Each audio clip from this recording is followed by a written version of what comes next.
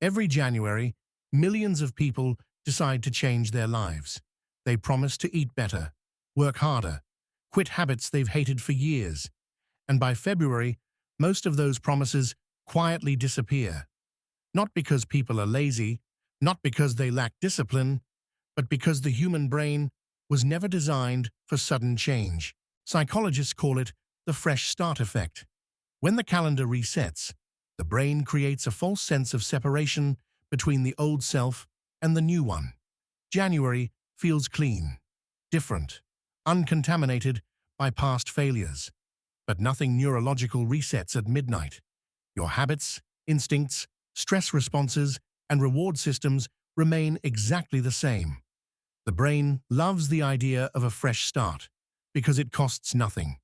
Action is another matter. Motivation feels powerful.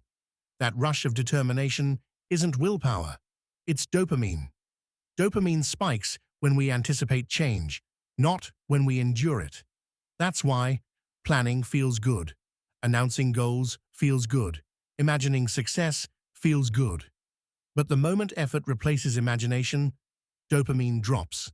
The brain interprets sustained effort without reward as a threat. This is why motivation fades so quickly. Not because you failed, but because the chemical that pushed you forward expired. Here's the part most people never hear. The brain protects identity more fiercely than comfort. If you see yourself as not a gym person, bad with money, someone who always quits, then change feels like an identity violation. Your brain doesn't say, "This is hard." It says, "This isn't who we are." And it responds with procrastination, rationalization, sudden loss of interest. You don't quit your resolution. Your identity quietly rejects it.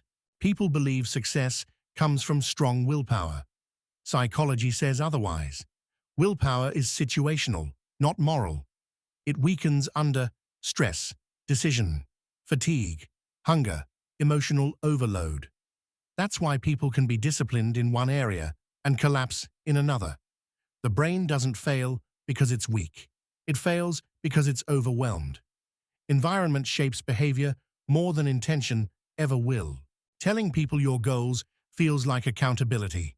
Psychologically, it often does the opposite. When you announce a goal publicly, the brain receives social reward immediately. That reward mimics progress. The brain partially checks the box before any work is done.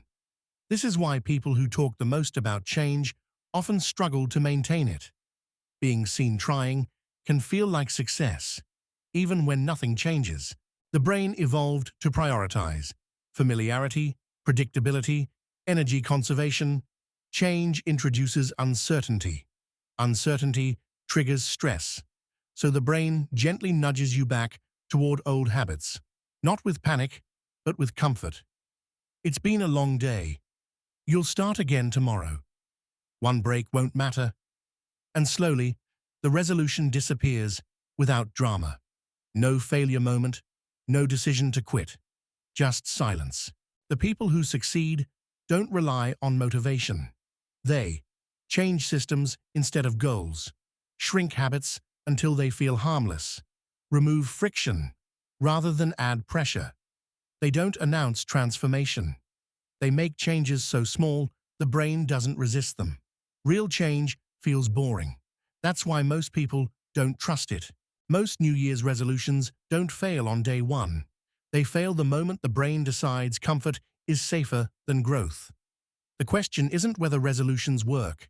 It's whether you understand the mind that keeps breaking them. Because the brain doesn't care about your calendar. It cares about survival.